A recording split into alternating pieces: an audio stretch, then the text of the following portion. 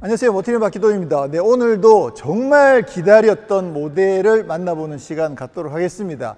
자, KG 모빌리티의 토레스 EVX입니다. 전기차죠. 와. 자, 토레스 EVX를 오늘 만나볼 텐데요. 일단 기본적인 패키징 자체가 정말 괜찮게 나왔습니다. 제가 봤을 때는 경쟁력이 굉장히 높아 보이는데요. 자, 기본 컨셉부터 좀 설명을 드리겠습니다. 기본적으로 토레스를 베이스로 만들었기 때문에 이거는 전기차 전용 플랫폼 아니고요. 사이즈는 알고 계시는 것처럼 토레스가 쉽게 말하면 투싼 스포티지급이죠. 그러니까 현대 기아에서는 지금 투싼 스포티지급의 전기차가 없거든요. 코나랑 니로랑 이쪽이 있고, 그 다음에 EV6랑 아이오닉5는 전용 플랫폼인데 그 차는 사실 완벽한 SUV가 아니죠. 그 다음에 위로 가면 EV9 밖에 없는 상황인데, 지금 토레스 EVX 같은 경우에는 스포티지랑 투싼 사이즈의 전기차로 또 완벽한 SUV 형태의 전기차로 등장을 했기 때문에 기존 국내에서는 경쟁 모델이 없는 게 맞습니다. 그리고 전용 플랫폼이 아니기 때문에 기본적으로 앞바퀴 굴림이고요. 자, 배터리를 73.4kWh를 장착을 했거든요. 아시는 것처럼 EV6가 77.4죠. 그러니까 EV6보다는 조금 작긴 한데, 근데 배터리가 다릅니다. 이미 많이 알려져 있는 것처럼 이 차에는 LFP 배터리가 적용이 됩니다.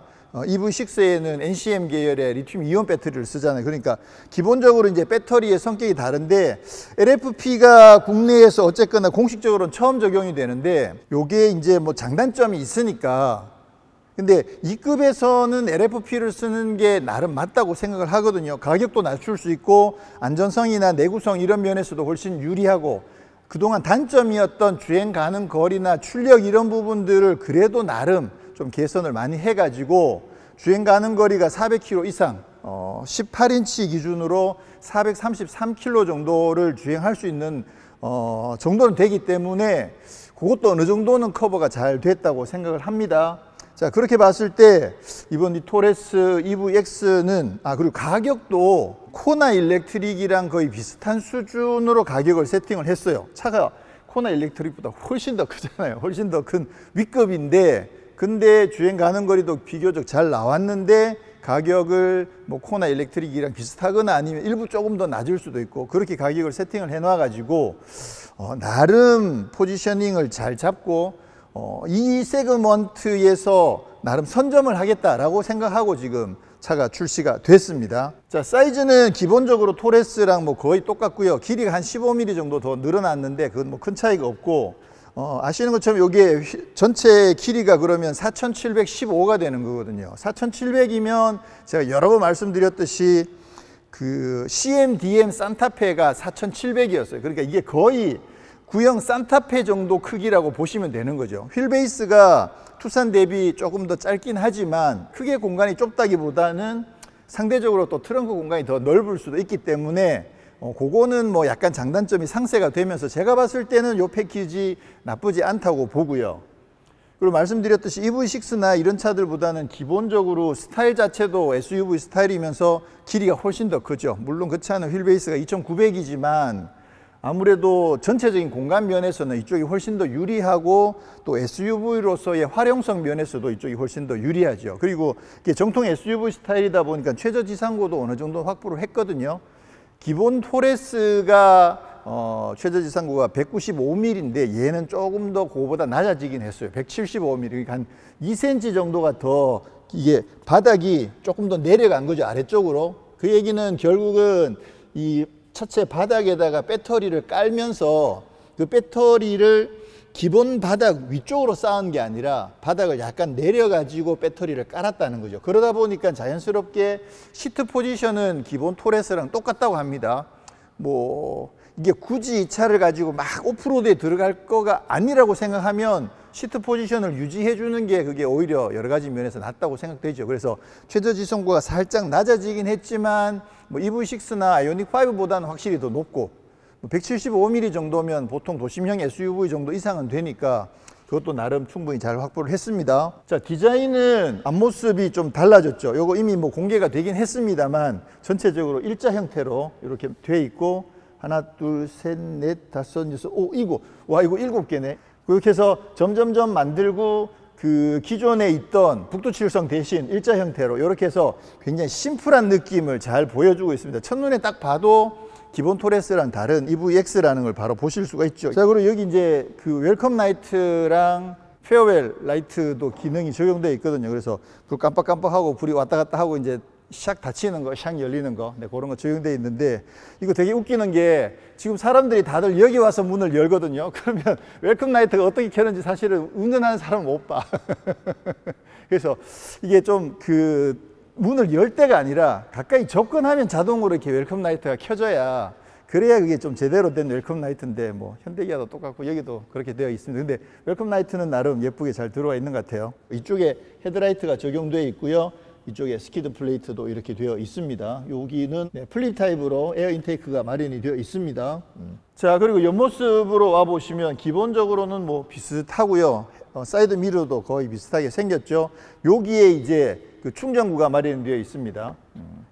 기본적으로 말씀드렸듯이 이제 엔진이랑 인버터랑 그런 부분들이 다 앞쪽에 붙어 있거든요. 그러다 보니까 앞쪽 옆에 충전구가 마련되어 있고, 보시는 것처럼 이제 완속이랑 급속이랑 DC 콤보 스타일의 충전기가 마련되어 있고, 여기 불이 들어와 가지고요, 충전되는 정도에 따라서 이게 컬러가 변한다고 그러거든요. 완전히 충전이 되면 녹색으로 바뀌는 거죠. 현대기아 차에서는 여기 하나, 둘, 셋, 넷 불이 4단계로 들어오는 형태로 되어 있어서 이 차 주인이 아니더라도 이렇게 다른 사람이 충전하려고 와서 이 차가 충전이 얼마쯤 됐구나 라는 걸 알 수 있는데, 이 차 같은 경우는 여기에서 색깔로 구분이 된다고 합니다. 자, 그리고 휠은 지금 기본이 18인치예요. 요 휠입니다. 요게 지금 기본 18인치 휠인데, 타이어는 넥센의 로디안 GTX가 적용되어 있고, 둘두로의 60R18, 그리고 요게 20인치 휠이거든요. 요거는 L7 트림, 그러니까 상위 트림에서도 20인치 휠은 옵션이에요. 옵션으로 선택하시게 되면 조금 더 디스크에 가까운 약간 전기차스러운 그런 형태의 휠을 적용을 해놨는데, 얘는 좀 약간 SUV 같은 스타일이고 얘는 좀 전기차 같은 스타일이어서 이 휠도 디자인은 괜찮은 것 같아요. 예. 타이어는 로디안 GTX 똑같고요. 사이즈는 245, 45R20. 조금 더 광폭 타이어를 써가지고 아무래도 주행에서는 조금 더 안정성이 확보가 되겠죠. 기본적으로 옆모습은 뭐 똑같은데요. 시각적으로 옆모습에서 우선 확 띄는 부분은 이 부분이에요. 원래가 기본이 실버였잖아요. 근데 여기는 기본이 블랙이거든요. 그래서 블랙을 기본으로 제공을 하는데 원하시면 실버도 선택을 하실 수는 있다고 합니다. 향후에는 바디 컬러도 나온다고 하고요. 그 다음에 투톤 루프도 당연히 이제 선택하실 수가 있습니다. 컬러에 따라서. 자, 뒷모습도 디자인이 조금 바뀌었습니다. 기존에는 이렇게 되어 있고, 요거 근공감리가 가운데 이렇게 붙어 있었잖아요. 그래서 위아래로 나뉘고 가운데 근공감리가 있던 스타일이었는데, 지금 아예 그냥 통으로 연결해 가지고 조금 더 심플한 느낌이 들게끔 그렇게 디자인이 바뀌었고요. 이쪽에는 뭐 거의 꼭 똑같고, 이쪽 범퍼도 이렇게 스키드 플레이트처럼 이렇게 해놨는데, 범퍼 하단 디자인은 기본 토레스보다 저는 EVX의 범퍼 쪽 스타일, 앞모습도 그렇고 뒷모습도 그렇고 훨씬 더 이게 더 마음에 들어요. 스마트 트렁크도 적용이 되어 있습니다. 그리고 기본적으로 실내 공간은 말씀드렸듯이 배터리를 바닥에 깔아가지고 이쪽 공간에서는 전혀 공간 자체는 굉장히 여유가 있겠죠. 지난번에 밴 때도 보셨다시피 이렇게 시트를 접게 되면 이 공간이 굉장히 여유가 있거든요. 그러니까 어차피 코나 일렉트릭이랑은 비교도 안 될 정도로 훨씬 더 넓은 공간이기도 하고, 또 아이오닉 5나 EV6랑 비교를 하더라도 이쪽 공간이 훨씬 더 여유가 있죠. EV6에서 제가 차박하려고 하면 다리 뻗고 못 누울 뿐더러 제대로 앉기도 힘들고 비스듬하게 누워서 약간 쪼그리고 자야 되는데, 이 차 같은 경우는 지금 완전히 평평하게 다리 뻗고 잘 수 있는 정도의 공간을 확보를 한 거죠. 네.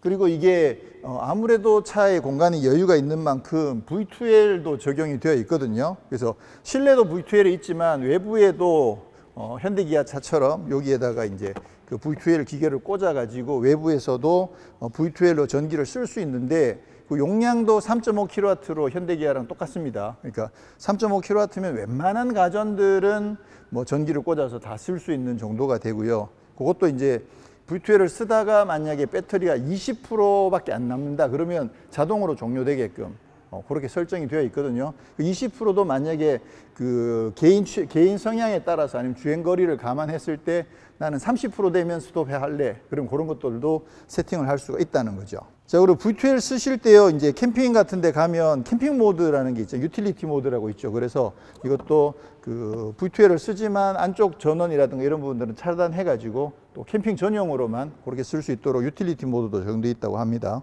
자, 실내가 완전히 바뀌었습니다.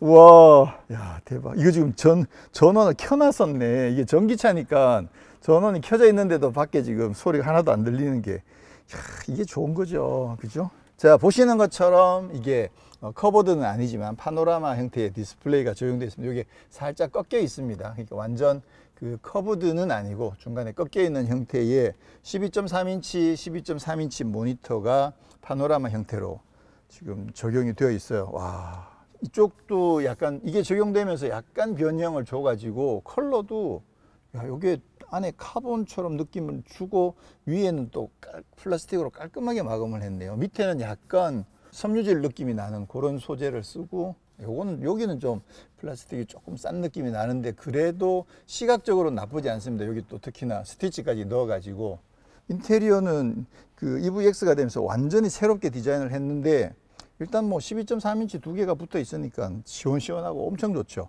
앰비언트 라이트도 이렇게 쫙 들어가 있고, 지금 아무래도 스티어링 휠이 이게 기존이랑 지금 똑같거든요. 그래서 이게 스티어링 휠이 좀 제일 아쉬운 게, 인테리어 디자인 중에 제일 아쉬운 게 스티어링 휠인 것 같아요. 너무 커. 이게 SUV를 만들던 그런 기분이 있어서 그런지 좀 크다는 느낌이 들어서 조금 안 어울리는 느낌이고요. 이쪽도 디자인이 바뀌었습니다. 그래서 지금 기본적으로 기어 레버는 이렇게 토글 형태로, 포르쉐처럼 이렇게 토글 형태로 지금 되어 있고요. 그다음에 여기가 P 버튼인데, 여기 P라고 안 써놨지? 왜? 나중에, 지금 이게 아직 완전 양산 버전이 아니어 가지고요, 여기 P라고 쓰는 걸 잊어먹었는지 나중에는 적히는지 모르겠는데, 어쨌거나 요게 P고, 그다음에 R, D. 자, 요 기어 이 토글 스위치는 이렇게 따다닥 이렇게는 안 되고요. 한 번 이렇게 눌러줘야 됩니다. 딱딱 이렇게. 그래서 물론 이제 P인 상태에서는 한 번만 당기면 바로 D가 되지만, R로 가려면 따닥 안 되고 딱딱 두 번 눌러줘야 되는 거죠. 이렇게 돼 있고, 이쪽에 컵홀더랑 여기도 여기 핸드폰 꼭 세워도 될 것 같기도 하고, 그다음에 아래쪽에도 지금 공간을 뚫어 놔 가지고요, 그렇게 해서 공간을 쓸 수 있게끔 되어 있습니다. 이게 EV6 같은 경우는 이게 조금 더 이 정도 높죠. 그래서 밑에 공간이 조금 더 여유가 있는데, 얘는 조금 낮춰 가지고 이쪽 공간이 오히려 좀 여유 있는 그런 정도로 되어 있고요. 센터 콘솔도 마련되어 있고, 스마트폰 무선 충전도 마련이 되어 있습니다.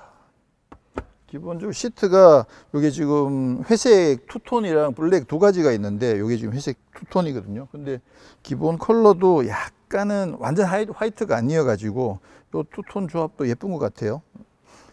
통풍 시트가 기본으로 다 들어가고요. 그러니까 아래 트림부터 통풍 시트도 들어가고, 스마트 크루즈 컨트롤 차로 유지가 L5 트림부터 다 들어가거든요. 그 다음에 위 트림으로 가면 뭐 2열의 열선 시트도 더해지고, 또 뭐 안전 장비가 조금 더 추가가 되고, 그런 기능들이 좀 추가가 됩니다. 그러니까 기본적으로 L5 기본 트림만 하더라도 통풍 시트 다 적용돼 있고, 스마트 크루즈 컨트롤 차로 유지 이런 부분들 다 지원이 됩니다. 지금 이쪽에 모니터를 열어보면 지금 다양한 인포콘이랑 뭐 앱들이 지금 다양하게 적용되어 있고요. 내비게이션. 이런 부분들은 다음에 이제 실제로 시승을 통해서 한번 확인을 해봐야 될 것 같고요. 후석 대화 이런 것도, 후석 취침 이런 기능들도 있고. 자, 지금 현재 이 차가 배터리가 87%가 남아 있는데 397km를 할 수 있는 걸로 나와 있거든요. 그러니까 이게 인증받은 게 401km니까 그거보다 실제로 훨씬 더 높게 나오는 거죠. 397 나누기 0.87.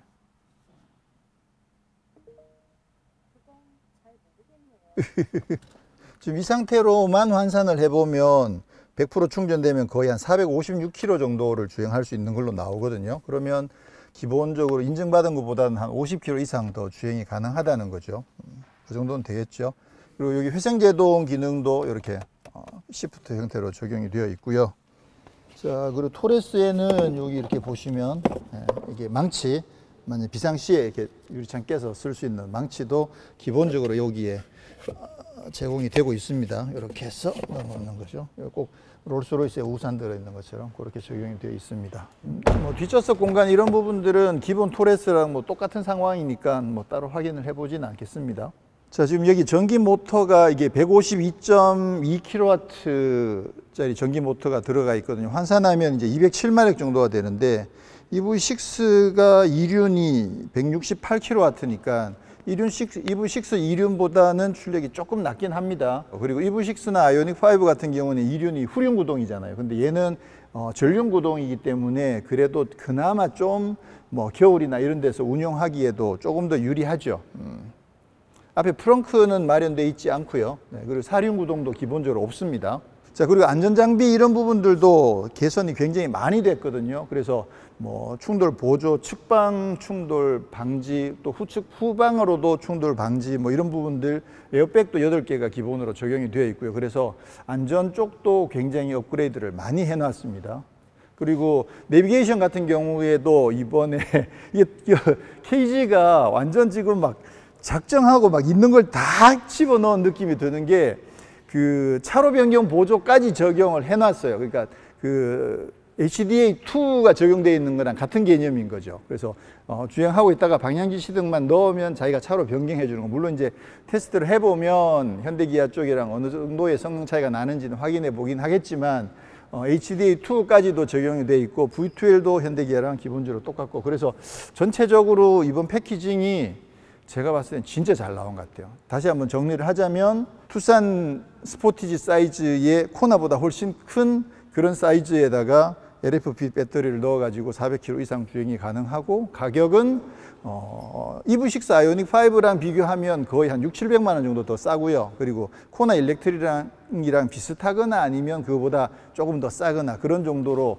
가격도 잘 책정이 되어 있고, 뭐 공간 자체는 뭐 진짜 훨씬 더 여유가 있죠. 그래가지고 굉장히 잘 나온 것 같아요. 일단 LFP에 대한 저항감만 없으면, 아무래도 향후에는 많은 차들이 다 LFP를 쓰게 될 거거든요. 더 많이 점점 더 쓰게 될 거기 때문에 그 부분에 대해서도 뭐 크게 저항은 없을 거라고 생각을 하고요. 자, 그리고 LFP 같은 경우에는 사실 장점도 꽤 많거든요. 많이 알려져 있다시피 안전성 면에서도 훨씬 유리하고요. 내구성에서도 유리한 게, 보통 이게 주행거리가 어느 정도 되면 한 지금 이제 3원계 같은 경우에 10년을 사용했다고 쳤을 때 10년 뒤에 배터리의 잔량을 한 85% 정도로 잡거든요. 그게 이제 대체적으로 그렇게 잡는데, 지금 LFP 같은 경우에 10년 정도 뒤에 잔량이 거의 90%가 남아 있어요.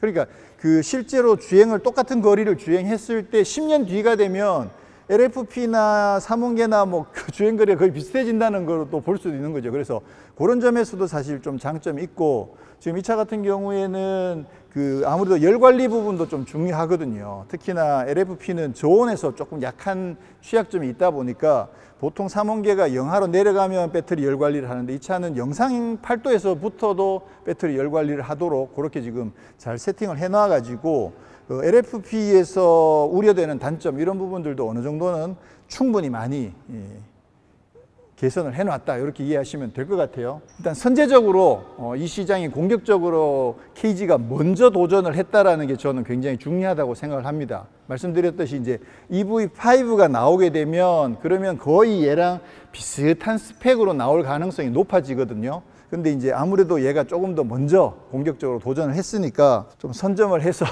그 선점의 효과를 좀 누렸으면 하는 그런 바람을 좀 갖고 있고요. 실제로 이제 차를 시승해 보고 하는 거는 11월 정도 돼서 이제 시승을 할 수 있다고 하니까 다음번에 직접 시승을 통해서 좀 이 차의 제대로 된 가치를 한번 확인을 해 보도록 하겠습니다.